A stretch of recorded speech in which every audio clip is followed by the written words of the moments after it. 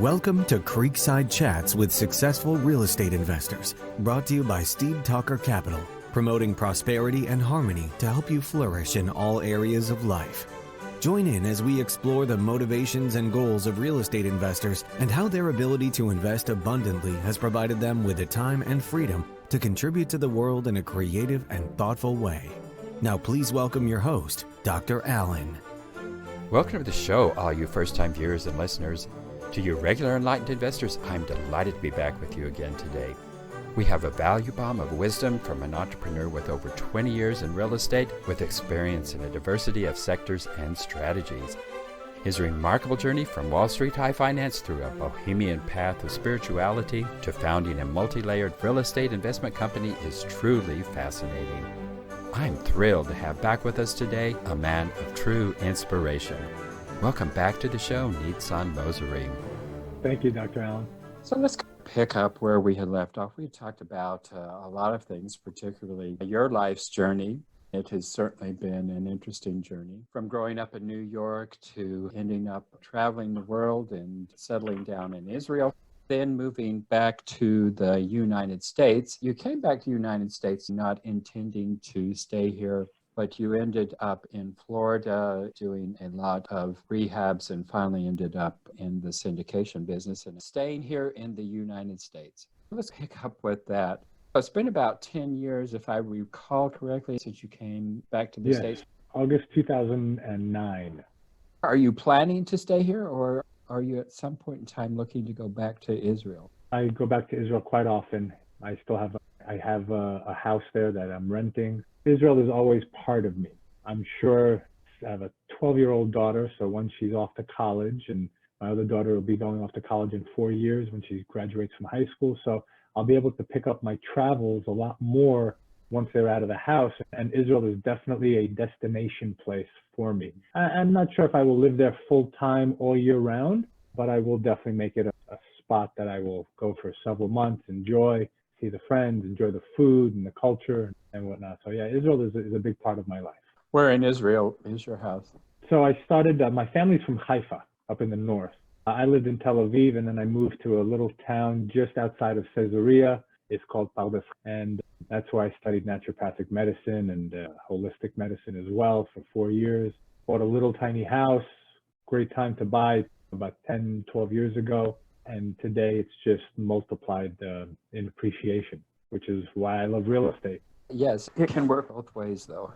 You just mentioned you had studied holistic and homeopathic medicine, and you've studied a lot of spiritual paths and different types of processes of actually getting to know yourself and to find your meaning in life and putting all of those together.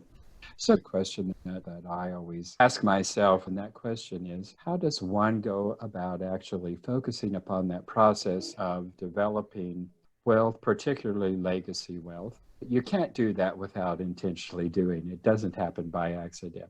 So how do you go about that process of doing that without developing greed and selfishness? That's a great question. For me, my business and my company has to provide a certain lifestyle that I want. So for me, first I had to figure out what kind of lifestyle that I want to live. And it goes back to what you were saying about learning who you are, right? Connecting with your true self, your higher self, your inner child, figuring out, right, through all my experiences in life, who am I? So once you can focus on that and you figure out who you are and what kind of lifestyle you want to live, for me, then I went out and I created the business, the company that could support that lifestyle. We have a saying in the business, and I'm sure many people hear, pigs get fat, hogs get slaughtered. It's okay to be piggish. It's okay to want things. It's okay to go out and to set goals and to be aggressive with what you want. But there's a limit to how you go about doing it. If you're hurting other people in the process, that's a negative. If you're going out and you're adding value to people and adding value to people's lives, right, with multifamily, it's not just about buying an apartment complex, it's actually increasing the value of the property so that the residents have a really wonderful place to live so that their quality of life can increase. So greed happens when you're focusing, in my eyes, and probably when you're focusing on the dollar, on the money, it's never enough. You made $1 million, now I want $1.5 million. Now I want 2 million, I want 3 million, I want 4. That's not, when I work with my coaching clients, we don't talk about the money. We talk about the lifestyle. We talk about how much money do you need passively every month to maintain the lifestyle that you have, and then grow it from there to where you want it to be. And we set goals with that. So it's the lifestyle that I aim for. And I think that helps to keep me and the people that I work with out of that greed mode, because greed can happen very easily and very quickly if you don't control it, if you don't maintain it, if you're not on top of it on a daily basis. Can I squeeze an extra $40 out of this tenant and get $40 more? Maybe, but what kind of a life would that give them? Will they be stressed? Will they have to not pay rent? Will they then be delinquent on their payments, and then I'll have to evict them, and then they get a bad credit? So is it worth it for my karma, for my energy, for my universal ways of doing things? Is it worth it for me, for that minimal amount of money, to put another person into stress that way? We have to ask these questions, right? We have to understand that what we put out does come back to us, okay? The good and the bad. So I maintain that on a daily basis. I hope that kind of answered the question.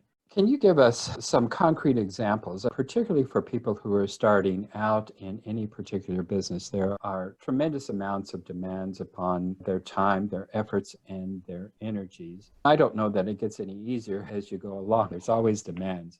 So give us some concrete examples, if you could, as to how it is that you, in your day-to-day practices and experiences, are able to at least have that goal of maintaining that balance of living the lifestyle you want without that drive to develop that wealth taking over your time, effort, and energy. Sure. Another great question. It's all about leverage, right? So one of the things that I make note for myself is that when my kids are in school, now they're sitting at home and they come to my office during the day. I live very close, my office is very close to home. But on a regular, normal year where they're in school and they come home at 3, 4 o'clock and so forth, and then they got to go to sleep early because they wake up for school early and so forth, I make sure that I'm home and that we have dinner. The family has dinner together every night. May not be every night, but 3 to 4 nights out of the week, we're going to sit down together and have dinner. That's the family time. Then I also make it a point that in the morning, I'm the one that wakes them up. I'm the one that gets them ready for school. I spend the morning time with them. I drive them to school. So, if you don't schedule these things, they'll never happen. We schedule appointments that we want to meet with someone, right? You sent me a calendar invite, I put it in my calendar. I have an appointment to talk to somebody, I put it in my calendar. What a lot of people fail to do is organize and schedule family time. And if you don't schedule it, it's not going to happen. We're all busy people. We all have, these phones that we have now that are always in our hands, in our pockets. We have our calendars and our schedules. But if we don't schedule family time, if we don't schedule the things that are important for us, that'll ground us, that'll keep us sane, that'll just take us away from the grind and the stress, we'll never do it. We'll never get there. So during the week, I make sure that I leave the office and I go home. Now, when they're in bed and they're at home, I'll spend time with my wife as well. And then she'll go off and do what she wants. And then I'll go in and I'll work a little bit more. I'll do what I need to do so that I can, if I'm leaving the office early and I'm not answering emails and answering phone calls, at least now for another hour and a half at the end of the night, I can answer emails, underwrite some properties, do what I need to do, and organize myself for the next day. So it's very important to schedule. And I was just on 2 conference calls with coaching clients, and I also told them that they need to schedule their actions. We have to break down exactly what we need to do. There are specific actions that will take us directly to our goal.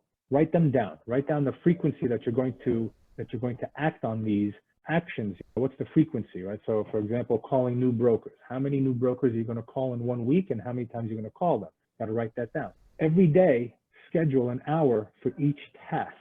And when that task is done, or when that time is up, more so, you could be in the middle of the task, you could be finished with it, you could just start it. When that bell goes off, you put it aside and you move to the next task.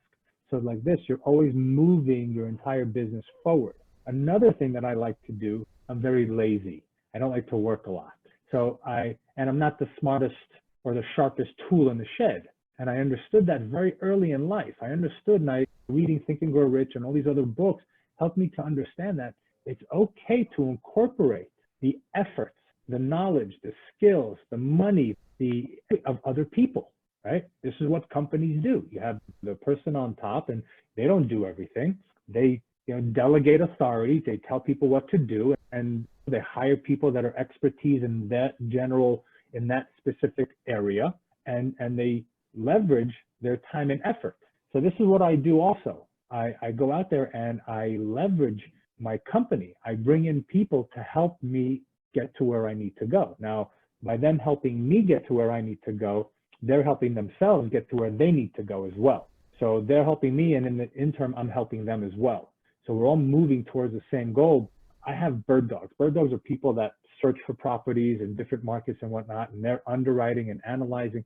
I have them in several states.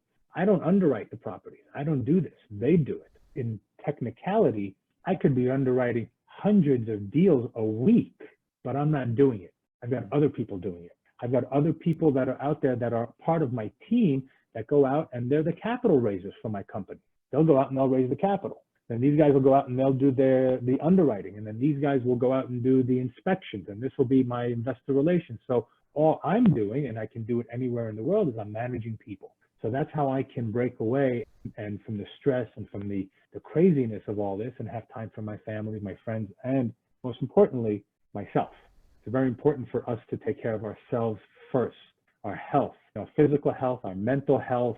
It's super important. If I'm not happy, if I'm not doing well, if I'm obese and I can't walk and I can't talk to people, I can't do business. No one's going to want to do business with me. They're going to say, this guy's going to drop dead in 6 months. We don't want to do business with this guy. If I'm not mentally sound, when I'm talking to someone, they're going to hear it in my voice. So we don't want to do business with someone who's depressed. And then I take it home, and there's distress in the house. So I have to take care of myself. I have to exercise. I have to eat. I have to meditate. I have to clear my mind. I have to create my intentions, do all that so that I can present myself as the best me that I can at all times. What I hear you saying is that you not only schedule family time, but you schedule your own time, whether it's exercise, meditation, study time, whatever it is. Absolutely. I am sure there are lots and lots of temptations and pressures to go, it's more important to meet with this client than to maintain my personal. So how do you deal with that? Will Smith, the actor, musician, right? His philosophy is that when you're in a relationship, you have to be able to walk away from that relationship if there's something that bothers you, that goes against your essence and your being. You have to be willing to walk away. Then that is the only time that you can be 100% truthful to the relationship and to yourself. So the way I look at it is you have to draw lines in the sand, and you cannot cross these lines. So for example, I made myself a promise. I will always be at my daughter's school events, sporting events, whatever it is, I will always be there. I will not make an excuse, there's always the next time, and go to a conference. And many times I've missed conferences, real estate conferences, big networking conferences, because my daughters had shows, because that's the important thing. Because we all have a starting point and we all have an end point. We can't get away from that. It's what we do in the middle that count. It's the memories that we make. I don't ever want my daughters to ever sit there and think what that event that he went to is more important than me. And it happened once, and it was a Halloween trick-or-treat. It was Halloween. It wasn't an event. It was just Halloween. I've been with them every year for Halloween, but this year I had to go, and I was the MC. It was a 3-day event. I was running the event. I was teaching there. I was doing all that, and it fell on Halloween. So I went, and then I came back, and they were like, "Oh, we missed you. And I said, not even that will I miss, because that also instills into my daughters that mindset that family comes first. And also it relays respect to my colleagues when I tell them, guys, this is not important. What's important is my family. And a lot of them says, yeah, but if you don't go to the event, you're not gonna be able to make money. There'll be another event, but there won't be another time for me to see my daughter doing her performance at this age. So you gotta draw those lines. You gotta stay true to yourself. And sometimes we're sitting at dinner and there's a call and I gotta take it. Give me 2 minutes. I get up, I go, And it's literally a 2-minute conversation. Even if it has to be 20 minutes, I say, listen, I answered the phone because I want to speak to you, but I'm in the middle of dinner right now with my family. I'll call you when I'm done. Okay, great. Thank you very much. Hang up the phone. You go have dinner, right? People respect that. People want to see that you have your morals, your values, your merits, right? They want to see that you're also a family-oriented person, that you have your values. What's important, that you're not going to, excuse my language, just whore yourself out to whoever comes your way for the dollar. Right? It shows that you have restraint, that you have strength of character. That's in my eyes, in my opinion. Wise advice and good advice to take, and always a challenge. We just seem to tend to value other people's time more than we value and honor our own time. But you're right, we need to get over that. And when you're on your deathbed, you're not going to think, I'm so happy I went to that event. Wow, I'm so happy I picked up that phone call. I'm so happy I missed my daughter's event. No, it's going to be regrets. It's going to be sorrow. I don't want that in my life. I don't want regrets. Do I have regrets? Of course, we all do, right? Hindsight, we look, wow, I should have done that. I should have done this, but we grow and we learn. So there are certain types of regrets that I don't want to have. I don't want to have a regret where I was able to take my family for a summer vacation and we didn't go. Or I preferred to go out with my guy friends and spend time with my wife. So it's all about what kind of regrets you want to have on your deathbed and what kind of memories you want to leave behind. I'm a little curious here. You had spent a lot of time in different spiritual places, ashrams, and different things like that. And from what I understand, you lived somewhat of a bohemian lifestyle for several years of your life. Talk to us about the transition from that kind of lifestyle to the lifestyle of being the businessman and real estate syndicator that you've essentially been for the last 10, 11 years. So the transition that I've seen is more on the exterior. I had long dreadlocks, I had my goatee, I had the beads and wearing the long flowing clothes and the things of that nature. I think it's all about the mindset. It's all up here, how we look at the world. I don't think that my outwardly perspective on the world and my view as to, or my experience has changed, or I've changed. I'm still that same guy that was traveling. I still appreciate the fact that we live on such an incredible rock that we're hurling through space, that everybody needs to go out and to explore it and to travel it and to appreciate it. It's just that now I have other people that I'm responsible for, other lives. So I didn't change who I was. I just pivoted what my attention and my focus is on. So rather than the focus was just when I was traveling and I was in that bohemian lifestyle, it was just about me because I had nobody else. I woke up in the morning, I'm bored, I've been here too long, pack up a bag, go somewhere else. I want to go hang out over there. I want to go there. So that was the lifestyle. But when you suddenly have lives and people that depend on you, it kind of changes you, right? I always tell my friends, I don't mind sleeping on a park bench if I have to. I've done it many times. I've slept on the beaches in different parts of the world because at that time I didn't have money to be able to pay for a room somewhere. But I can't do that with my kids. Or it's not that you can't do that. I don't want to. I don't want to give them that experience. Do we travel? Yes. Do we go camping in tents? Of course. We do all that. But I want to be able to give them a very safe and secure home so that they're comfortable growing up and figuring out their perspective and their worldviews from a very safe place. I have a lot of friends who have lived that bohemian lifestyle with kids, and they've traveled with the kids every 3 months, another place. Now, it sounds great for the kids in the beginning because the kids are going and they're seeing new places and whatnot. But as these kids grow up, they themselves are asking for stability. I don't want to leave anymore. I've made friends here. Why do we have to go? Why do we need to get some? So they themselves are looking for that. We think that being free without structure is incredible. And that's true freedom.